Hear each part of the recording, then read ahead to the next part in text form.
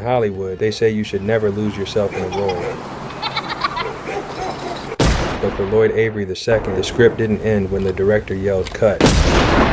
He was born in 1969 into the kind of life most people in South Central only saw on television. One time for the red coat, LA to Bay from Sacramento out to San Diego, California. But tragically, the persona he played on the big screen would become his reality. The lines between the Hollywood set and the South Central streets didn't just blur, they vanished. And he would tragically lose his life behind bars. This is the story of Lloyd Avery II. His father was a self-made entrepreneur, and Lloyd was a star athlete at Beverly Hills High, rubbing shoulders with the children of music legends like Quincy Jones. He was a silver spoon kid who never lacked for anything. What do you like most about coming to the prom?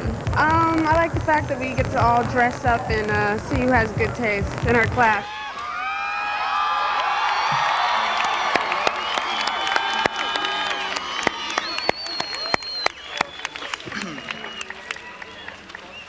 Would you please rise and join us in the Pledge of Allegiance? Put your right hand over your heart. I pledge allegiance to the flag of the United States of America and to the republic for which it stands, one nation, under God, indivisible, with liberty and justice for all. Yet he carried a reckless streak that even a privileged upbringing couldn't iron out. While his classmates were planning Ivy League futures, Lloyd was chasing a different kind of life.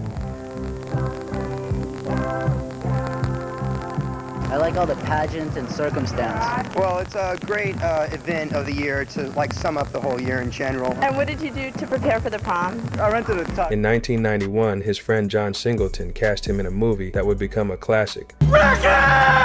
Remember the dude that killed? Remember the one that rolled up with a shotgun and killed? Monster. No, not Monster. The one who killed his brother.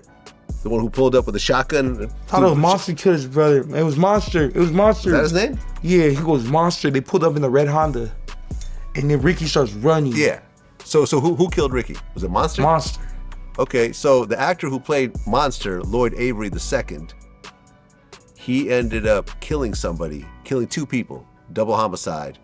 He went to Pelican Bay and he got strangled to death by his cellmate in 2005. Oh, shit.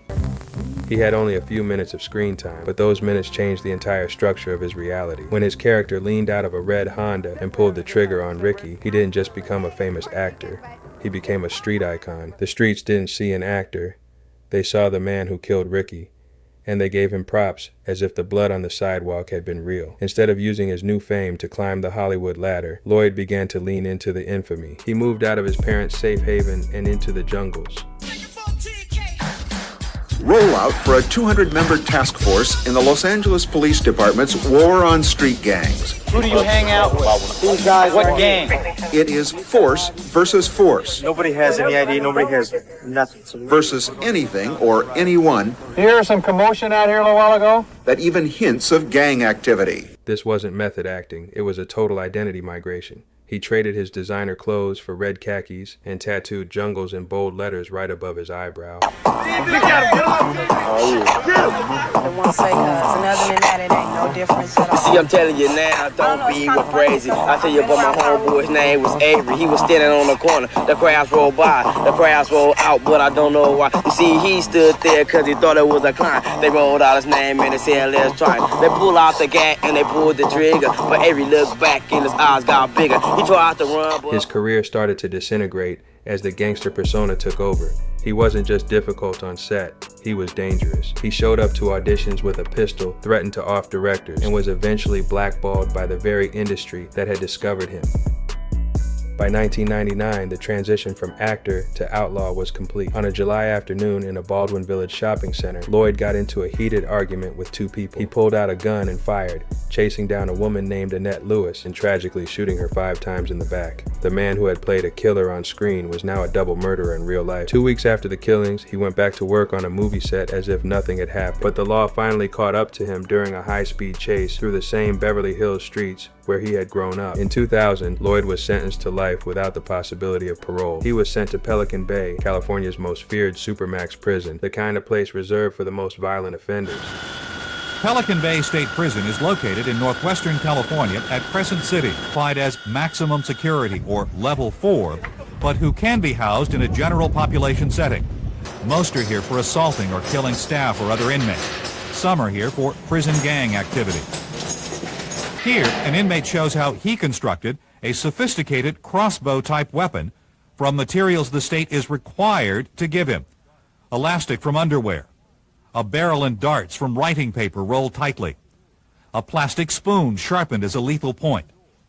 The weapon is engineered to fit through the door, making staff or other inmates a target. Inside the concrete walls of Pelican Bay, Lloyd underwent one final transformation, carrying a Bible everywhere and earning the nickname Baby Jesus from other inmates. He found a purpose to save souls, but the prison administration made a catastrophic error. They paired him with a cellmate named Kevin Roby. In 1988 in Los Angeles, Kevin Roby was arrested for the rape and murder of one of his sisters. He was subsequently sentenced to life in prison without parole. On September 4, 2005, there was a confrontation that Kevin Roby had with his cellmate, Lloyd Avery II. On the day that the murder of Lloyd Avery II took place, both Avery and Roby engaged in a verbal argument that turned physical. Kevin Roby ended up striking Lloyd Avery, causing him to bleed profusely, and then Roby rendered Lloyd Avery unconscious, causing him to bleed into his lungs, essentially drowning in his own blood. The actions of Kevin Roby after the murder, such as placing Lloyd Avery's body on a pentagram and painting the cell walls with his blood, leads many people to think that Kevin Roby's murders are directly occult related. However, listening to this interview, it becomes very clear that mental illness is the culprit. You have a prepaid call from Satanic. An inmate at the California State Prison, Los Angeles County, Lancaster, California. Hey, how you doing? Good. How about yourself? Oh, pretty good. So you're the infamous Satanic Christ, huh? That's right. The interview goes into disturbing detail about the psychology of the man who murdered Lloyd. Out of respect for Lloyd and his family, I won't play the interview here. However, the full video is available on YouTube if you choose to search it. Roby wasn't just a murderer. He was committed to his beliefs. It was a deadly mismatch. A man trying to walk with God trapped in a tiny cell with a man who claimed to serve the devil. Lloyd tried to convert Roby, ignoring warnings from other inmates not to attempt this. On September 4th, 2005, the ideological tension snapped. During a brutal struggle, Roby strangled Lloyd to death. For nearly 2 days, Roby managed to trick guards during 11 different head counts by using a string to make Lloyd's body move on the bunk as if he were sleeping. When the cell door was finally opened, the scene was straight out of a nightmare.